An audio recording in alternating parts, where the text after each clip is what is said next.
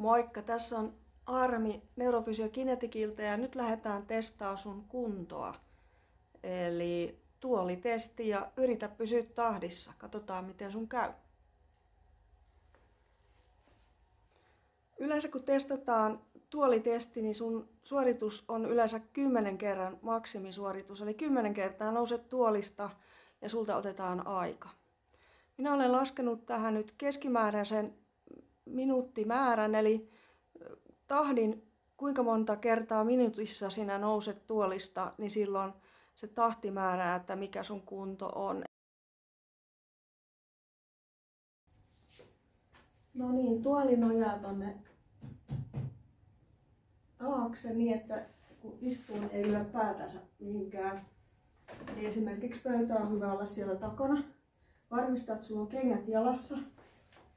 Ja mennään niin, että selkä koskee selkänojaan. Kädet tänne ylös, ettei nousta käsien avulla.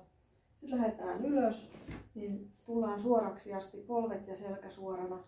Ja sitten takaisin istutaan niin, että selkä osuu sinne selkänojaan.